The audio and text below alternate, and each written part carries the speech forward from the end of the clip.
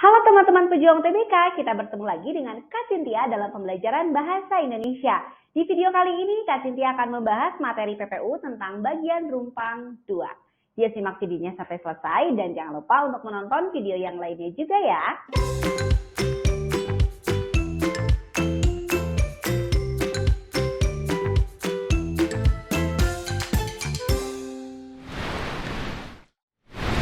Sebagai kilas balik, bagian rumpang adalah bagian kosong atau belum lengkap dalam sebuah paragraf dan kalimat.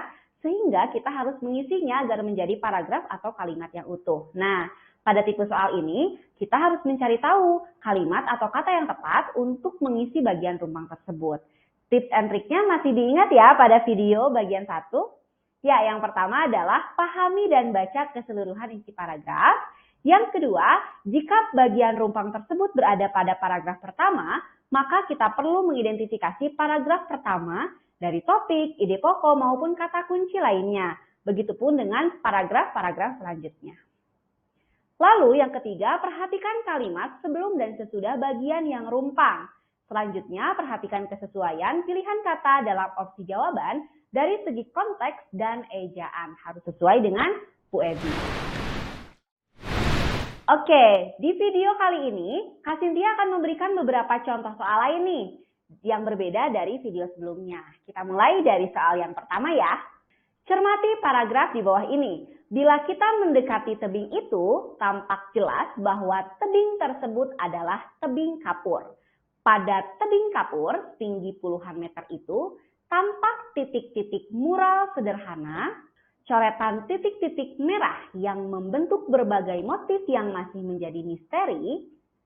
Dinas Pariwisata dan Kebudayaan Kaimana memastikan bahwa titik-titik yang menghiasi Teluk Triton di wilayah Kampung Mai-Mai tersebut adalah peninggalan zaman Mesolitikum. Nah, ada 5 pilihan nih.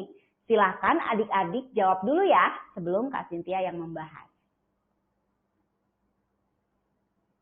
Ya, jawaban yang tepat adalah yang D. Kata ulang, lukisan-lukisan, garis-garis, dan misteri-misteri. Kita masuk ke soal yang kedua. Perhatikan kutipan teks berikut ini. Kamar Andi lumayan luas dan tertata dengan rapi. Di dekat jendela kamar terdapat sebuah tempat tidur kayu jati. Kasur di tempat tidur itu ditutupi sprei dengan motif bintang laut berwarna biru muda. Meja belajar dengan rak buku tersusun rapi di sebelah kanan tempat tidur.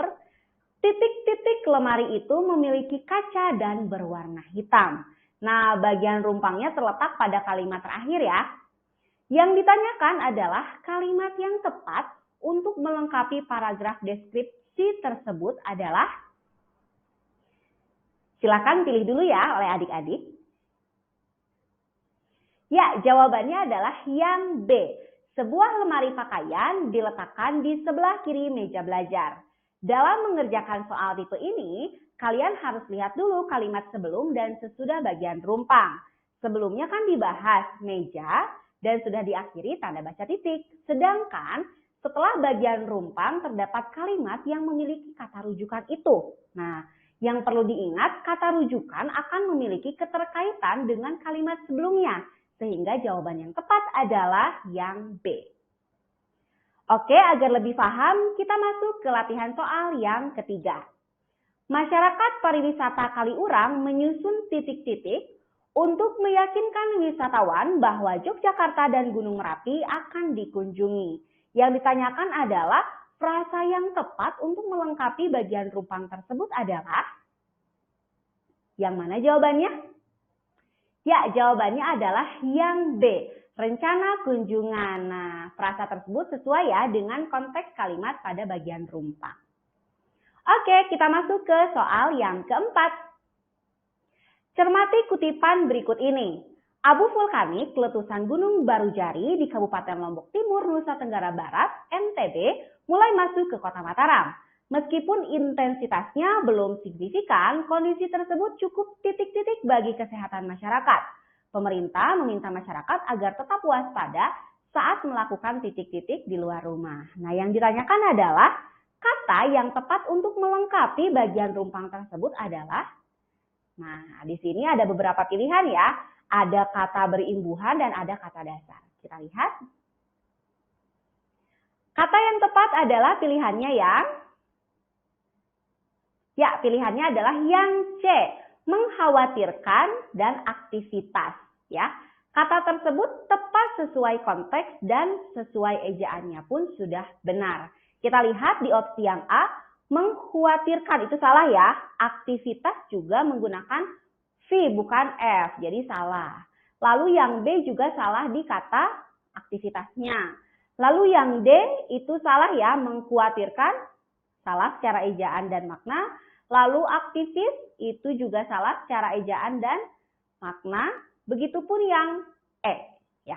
Yang E itu salah di kata aktivisnya, karena yang tepat adalah aktivitas. Oke adik-adik, pembahasan materi bagian Rupang 2 sudah selesai. Jangan lupa untuk mengakses materi lainnya juga ya. Terima kasih sudah mengikuti pembelajaran hari ini dengan baik. Sampai jumpa lagi dengan Kak Cynthia pada video selanjutnya. Tetap semangat para pejuang UTBK, yuk bisa yuk!